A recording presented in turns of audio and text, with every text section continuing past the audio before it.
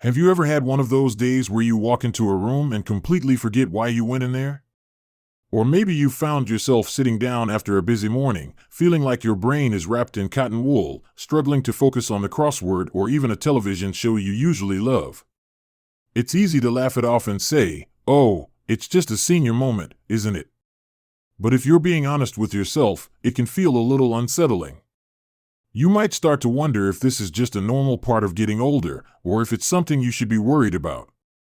Let me reassure you right now, a little forgetfulness can be a normal part of aging, but feeling constantly foggy, drained, or unable to think clearly is not something you just have to accept. It's a signal. And the good news is, once you know what's causing that mental haze, you can do something about it. So today, I want to talk about 4 silent triggers of brain fog that become incredibly common after 60. They're silent because they creep up on us so slowly that we don't even notice them happening. We just get used to feeling a little slower, a little foggier. But by the end of this video, you're going to know exactly what they are and how to start clearing the air. Let's start with the first trigger, and it's one that surprises a lot of people. It's dehydration. Now, I know what you might be thinking, dehydration? That's for athletes running a marathon, not for me sitting at home. But here's the thing, as we age, our body's ability to sense thirst changes. The signals get weaker. You might not feel thirsty, even when your body is crying out for water. And because your kidneys also become less efficient at conserving fluid as you get older, you lose water faster than you used to. Now, what does that have to do with your brain? Everything. Your brain is about 75% water. Even mild dehydration, just a 1 or 2% loss, can cause your brain tissue to shrink temporarily. Think about that for a moment.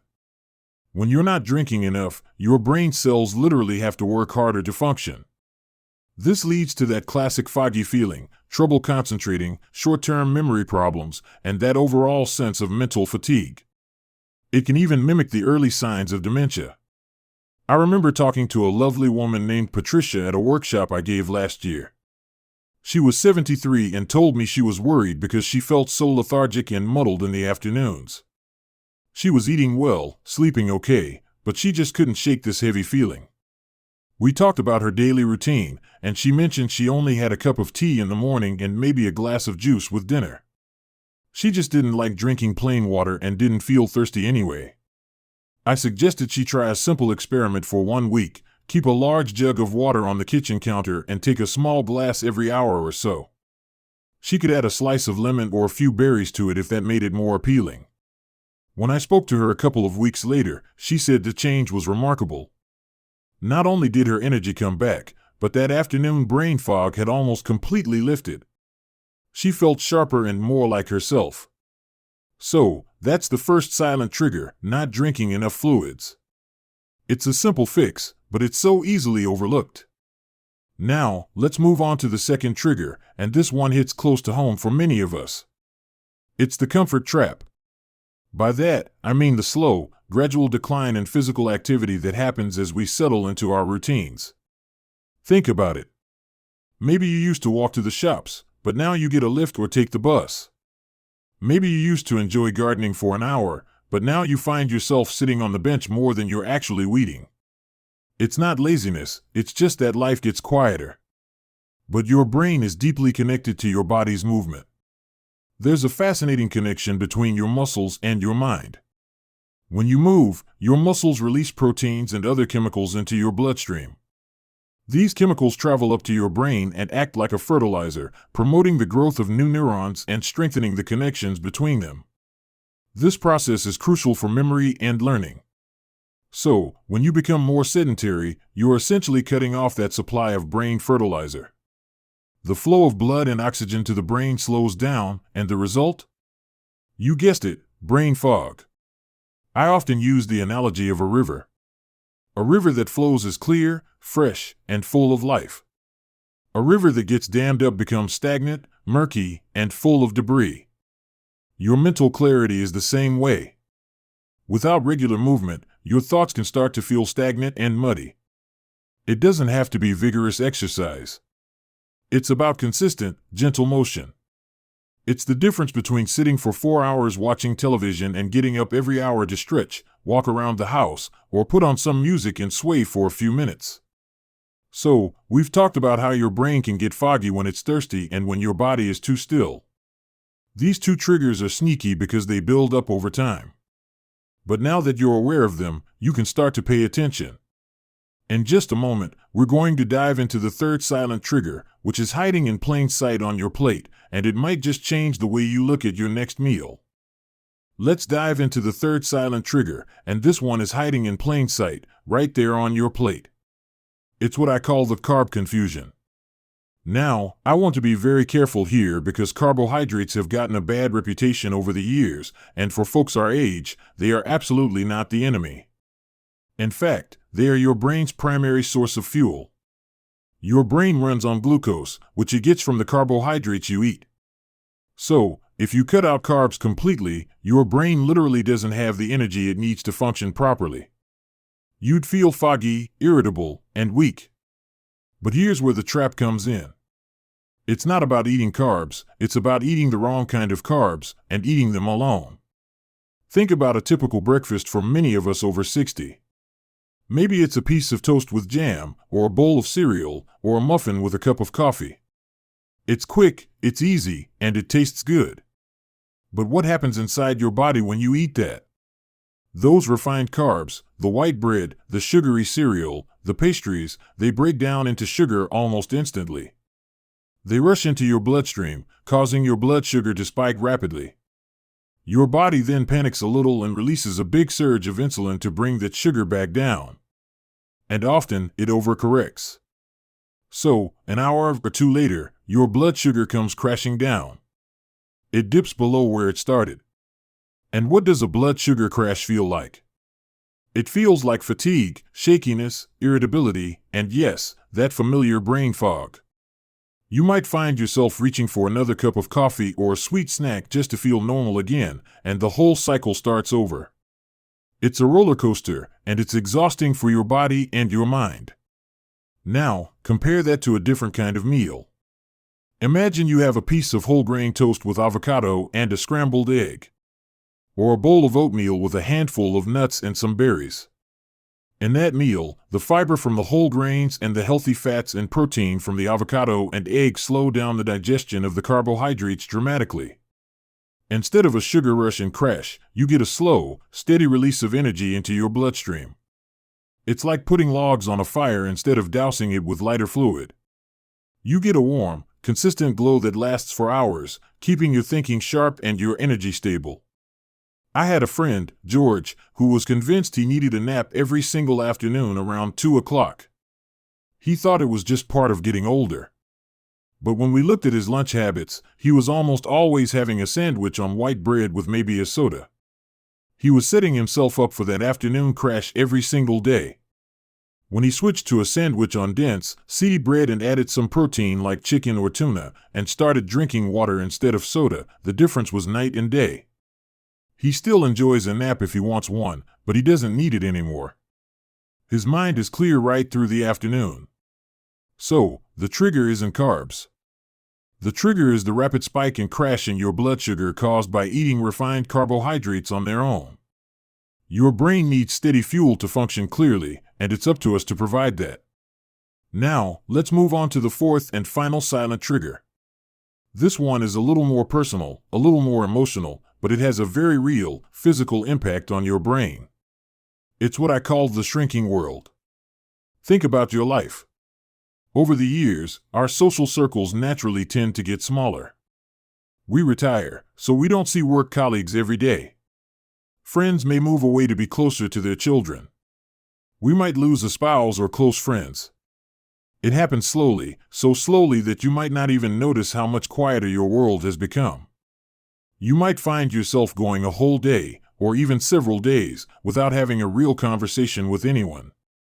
You might talk to the cashier at the grocery store, or say hello to a neighbor, but I'm talking about a real, engaging conversation. The kind where you share an idea, tell a story, debate something, or even have a good laugh. That kind of social engagement is like a workout for your brain. It forces you to think, to recall memories, to process language, to read facial expressions and tone of voice. It activates multiple areas of your brain at once, keeping those neural pathways strong and healthy. When your world shrinks, and those interactions become fewer and farther between, your brain doesn't get that workout anymore. It's like a muscle that you stop using. It starts to weaken. And the result can be a kind of mental fog that feels like depression or like simple aging, but it's really a form of sensory and social deprivation. I think of it like this: your brain is a magnificent engine, but it needs to be engaged. It needs challenges, novelty, and connection. When we withdraw from the world, even for perfectly understandable reasons, we put that engine in neutral. It's still running, but it's not going anywhere, and over time, it can start to sputter. That's why you might notice that you feel sharper and more alive after a coffee date with a friend, or after a phone call with your grandkids, or even after a lively discussion at a community center. You're not just having fun, you're literally giving your brain a boost of clarity. So, these are the 4 silent triggers we've talked about today: the quiet thirst of dehydration, the stillness of the comfort trap, the blood sugar roller coaster of refined carbs, and the shrinking of our social world. They are silent because they creep in unnoticed, but their effect on our mental clarity is loud and clear. The beautiful thing is that by simply being aware of them, you've already taken the most important step. You can start to notice them in your own life. You can ask yourself, have I had enough water today? Have I moved my body, even just a little? Did my meal give me steady fuel, or did it set me up for a crash? When was the last time I really connected with someone? These aren't huge, overwhelming changes. They are small, gentle shifts in awareness that can make a world of difference. Remember, that feeling of a clear, sharp mind isn't a distant memory. It's still there, waiting for you. It just needs the right conditions to shine through again. So, be kind to yourself, listen to the signals your body is sending, and start with just one small change today. If this video resonated with you, or if you've noticed one of these triggers in your own life, I'd love to hear about it in the comments. Sharing your story might be the very thing that helps someone else feel less alone. And if you found this helpful, please give the video a thumbs up and consider subscribing to the channel. We have so many more conversations to have about living vibrantly and feeling our best at any age. Here's to clearing away the fog and enjoying every bright, beautiful moment. Take care, and I'll see you in the next video. It brings me such joy to see how this conversation has resonated with so many of you. The comments and messages have been pouring in, and I've been reading every single one. So many of you have shared your own experiences with that heavy, cloudy feeling, and how recognizing these silent triggers has started to shift something for you. Today, I want to build on that foundation and take this a step further. Because awareness is the first key, but action is what unlocks the door. Now that we've identified these 4 silent triggers, dehydration, the comfort trap, the carb confusion, and the shrinking world, I want to talk about something that weaves through all of them. It's the thread that connects your hydration to your movement, your food to your mood, and your solitude to your sense of self. It's something I call the rhythm of your day. You see, when we were younger, our days had a natural rhythm imposed on us. We had to be at work by a certain time, we had appointments, we had school runs, we had deadlines. Our lives were structured, often without us even realizing it.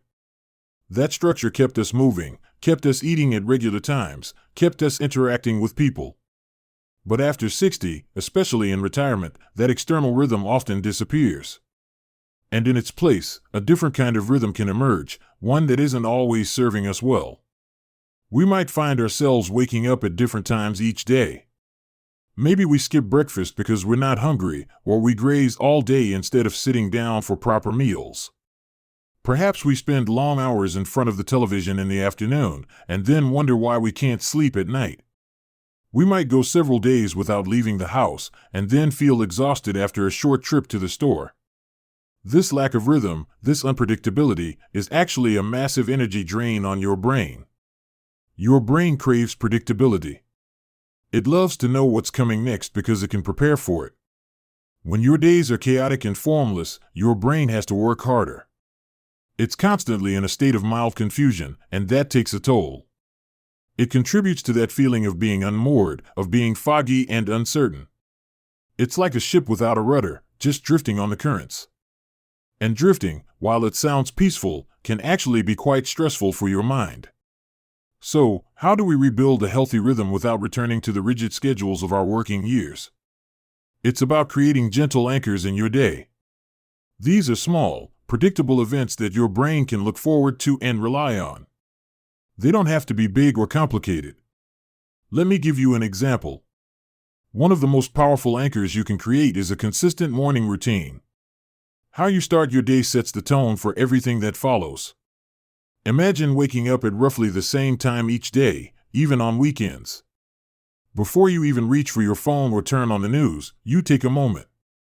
You sit up in bed, take 3 deep breaths, and just feel grateful for the new day. That simple act signals to your brain that you are safe, that you are in control, and that you are present. Then, you move to the kitchen and you drink a full glass of water.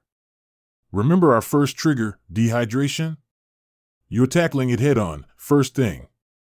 Your brain has been working all night to repair and process, and it wakes up thirsty. Giving it that water is like giving a plant a drink after a long, dry night. You'll be amazed at how much this one small step can clear the morning cobwebs. Next, you move your body. It doesn't have to be a workout. It could be 5 minutes of gentle stretching while you listen to the radio. It could be a short walk around the garden. It could be a few simple chair exercises. The key is consistency. You're not doing this to train for a marathon. You're doing it to send a signal to your brain that the day has begun, that blood is flowing, and that you are ready to engage with the world. And finally, you eat a breakfast that will fuel you steadily, not one that will spike your blood sugar. Remember the carb confusion? This is where you put that knowledge into practice. That breakfast with protein, healthy fat, and fiber is your third anchor. You've now hydrated, moved, and fueled your body, all before 9 o'clock in the morning. Can you imagine how different your day would feel compared to one where you wake up whenever, shuffle to the couch, and just drift? You can create other anchors throughout your day, too. Maybe it's a short walk after lunch instead of sitting down. Maybe it's a standing phone call with a friend every Tuesday at 10 a.m., a way to keep your social world from shrinking. Maybe it's a consistent time in the afternoon for a hobby, like reading or knitting or woodworking. These anchors don't restrict you, they free you. They give your day a structure that supports your brain, so you have more energy and clarity for the spontaneous, joyful moments that life throws your way. Think of it like a trellis for a climbing rose. The trellis provides the structure, the support. It doesn't stop the rose from growing, it actually allows the rose to grow taller and more beautifully than it could on its own. Your daily rhythm is that trellis. It supports your mind, allowing your thoughts to be clearer and your spirit to be more vibrant. So, as you go about your week, I invite you to think about your own rhythm. Where could you add a gentle anchor? Where could you create a little more predictability to support that beautiful, brilliant brain of yours? You don't have to change everything at once. Just pick one anchor, maybe that morning glass of water, and commit to it for a week. Notice how it feels. Notice if the fog starts to lift, just a little bit.